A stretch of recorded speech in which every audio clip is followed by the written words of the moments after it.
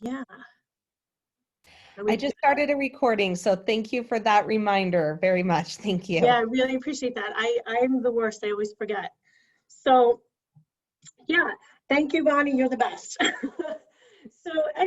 So this idea that when we care for ourselves, it's really not self-indulgence. It's an act of self-preservation. And in these times that we're living in, it really does sort of become this act of political warfare. And of course, Audre Lorde is speaking as a Black woman, right? And so the intersections of her identity are a lot different than what many of our identities are as white women. But for many Black, Indigenous, and other women of color, the idea of self-care is a radical act, because historically, they have not been afforded the same opportunities for slowing down because of things like systematic racism, systematic poverty, institutionalized poverty, lack of access to the same resources that others who have more privilege in our culture enjoy. And so it's important to look at the idea that self-care is not in fact selfish, that as women, whatever, regardless of our identity, we need to remember that if we don't care for ourselves first, then we cannot care for anyone else. And so the things we're going to talk about today are ideas that come, or that I'm going to share with you, and then you all are going to talk about, are ideas that come out of some of my favorite of Audre's work, which is The Erotic is Power, which was originally a speech that she gave in 1978, and then it was published in her book, Sister Outsider, in 1984. This idea then gets sort of picked up again by Adrienne Marie Brown, who is a current speaker and activist and feminist, another Black feminist, who talks about this idea of self-determined care that then leads into communities of care, and so it sort of creates this circle for me of ideas that I think all of us can really benefit from.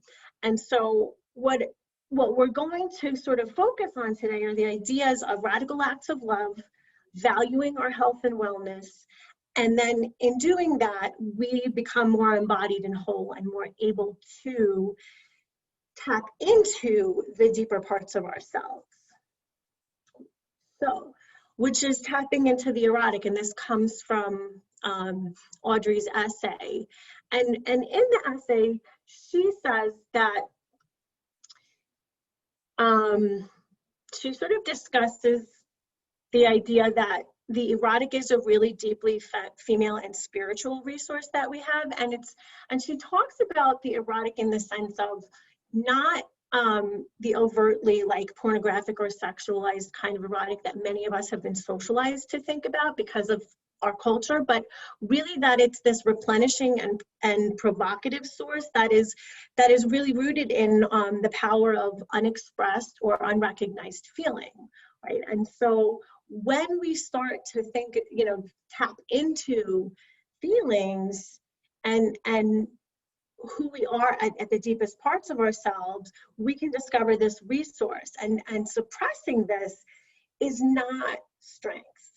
But even though that's what patriarchal culture wants us to believe, right? That when we suppress our deepest feelings or desires or the things that kind of make us tick, that equals strength.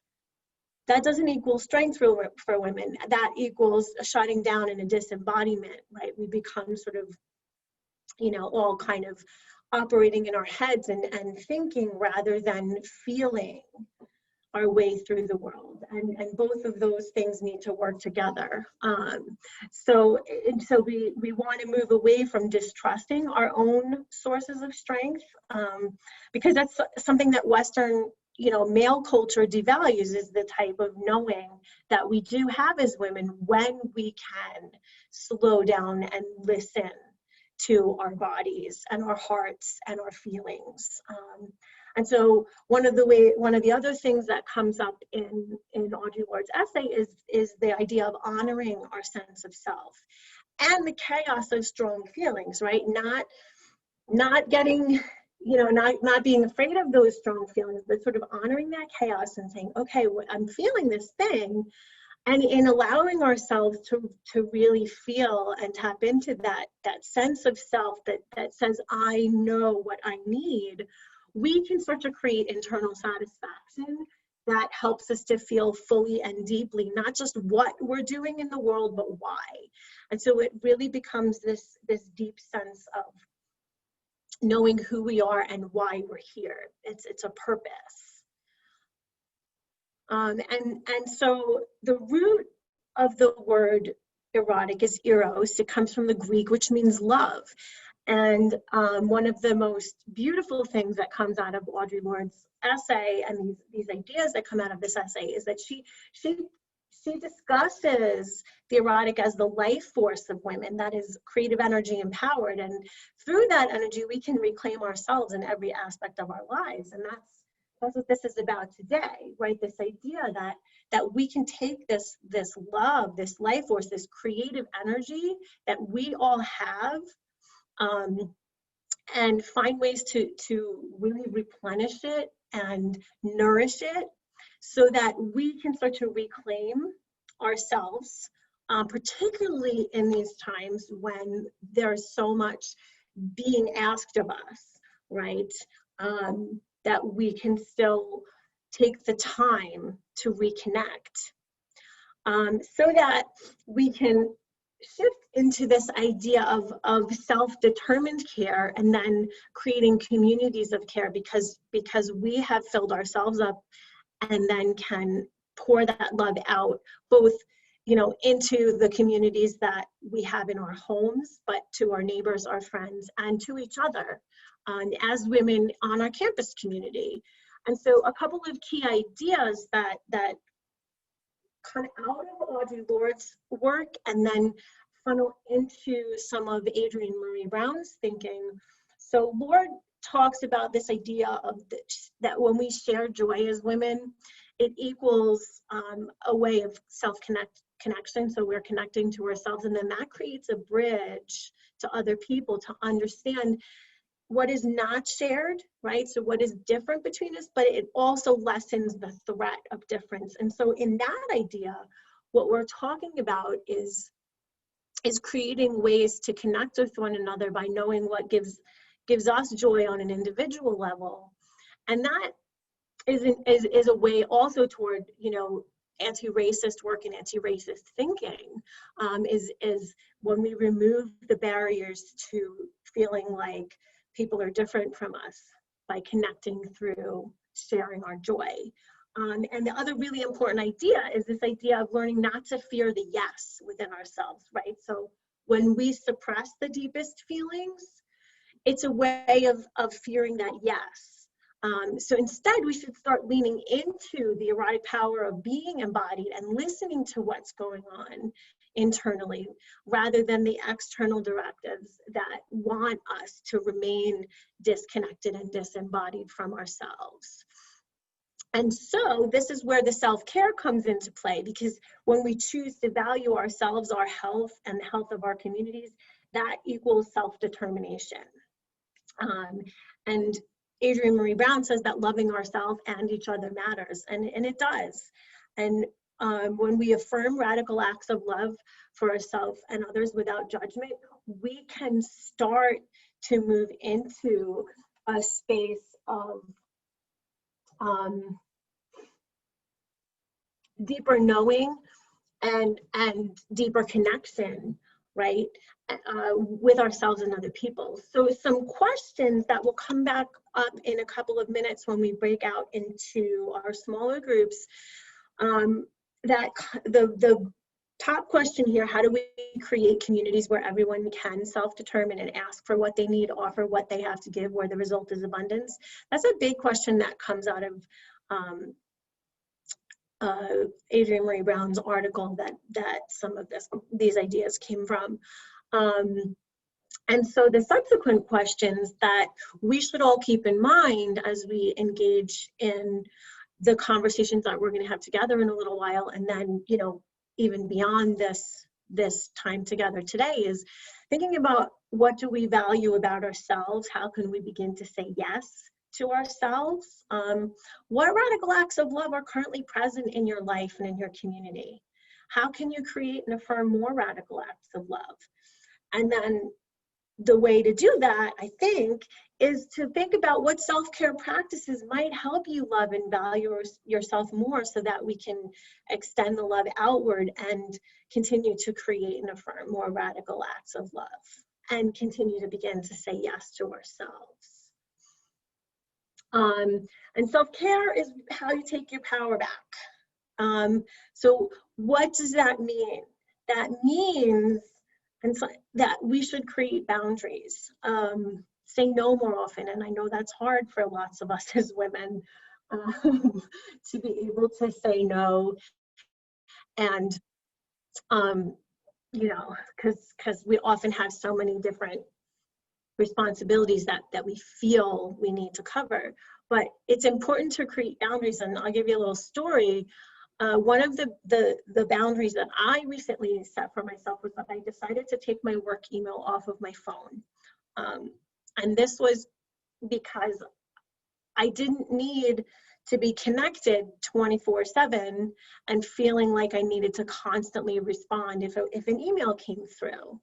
And that's been a really important change, because what happened was it inspired my partner, who also teaches here at UVU, to take work email off of his phone and to create a boundary and lessen the stress that he and I were both feeling around constantly being connected to work after hours.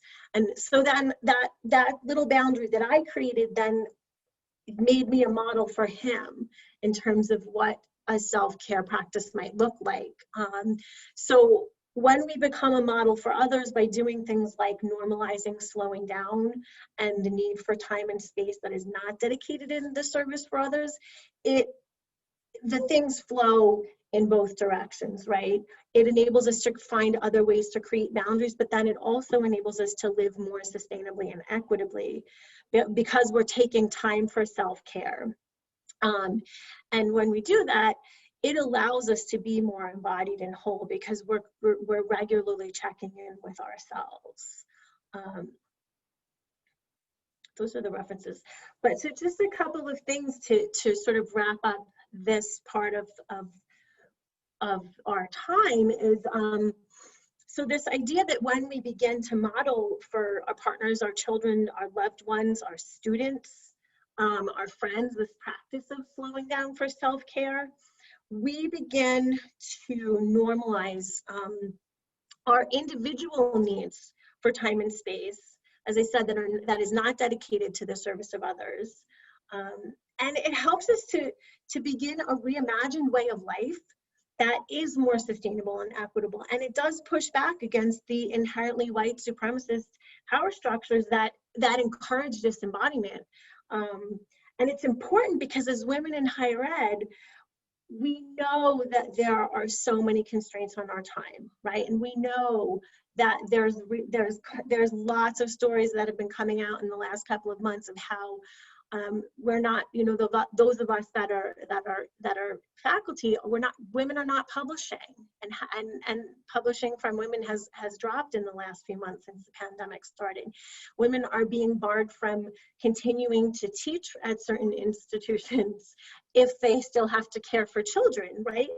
So this is a really important conversation to start to continue having, but also to remember that we do have a lot to offer, but we can only offer it when we are fully connected to ourselves. And and it's also important, I think, the last point that I would like to make is that self-care does differ depending on the intersections of identity.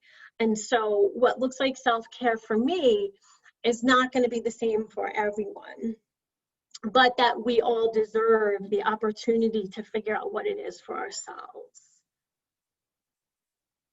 And those are some of the articles that inspired these ideas today.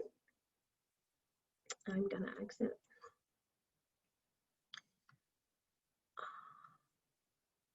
All right.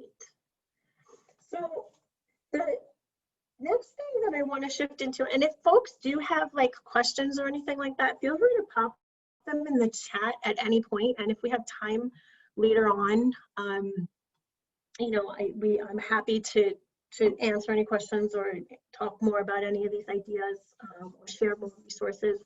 But the self-care bingo is something that's come up in some of my online communities that I'm part of.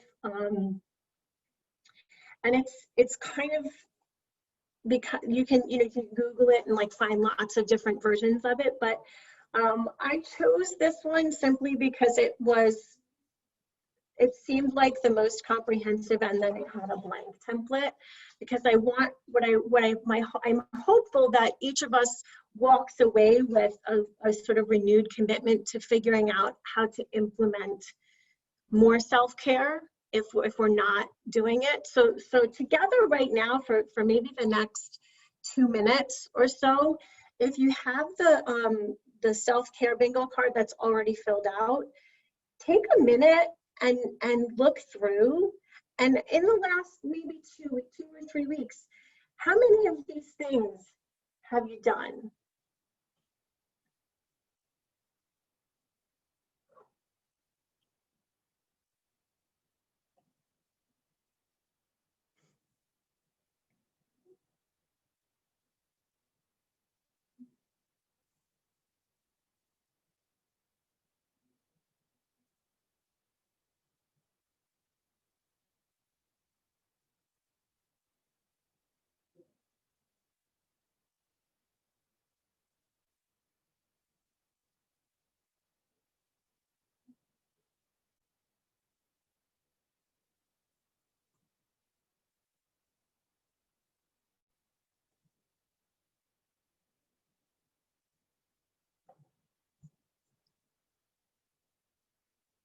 Yeah.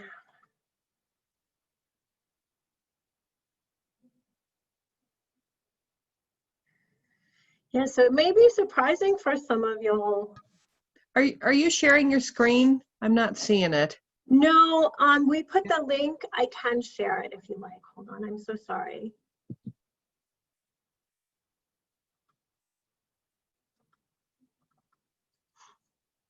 Hopefully you can see it. Actually, maybe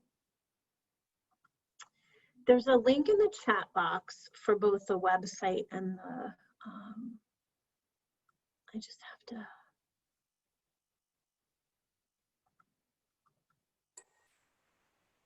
Nope, that's not what I want. I have too many windows open, I'm sorry. Liz, I can find the card, but I can't get it to download big enough so I can read it. So that's my problem. I have it pulled up on a PDF. I'll share it really quick. Thank you. I can't find it right now. There you go. So, I mean, it's just, and you can, I mean, obviously many of these things are not going to work for everybody, right? So you can, like, you know, if you're not a tea drinker but coffee's your thing, yeah, but does a sharing size bag of gummy worms count? Yeah, right. So maybe chocolate's not your thing, but gummy worms are, right? You can swap out any of these things. That's why the blank one is also available for everyone. But so here's the thing. So as you start to think about what you are and aren't doing for yourself, let's shift into the small groups and have some discussion around this. And use the questions as well that I shared in the slideshow, and do I need to put them in the chat again? Nope. All right, Liz, would you be ready for me to move everybody to the breakout rooms? Yes.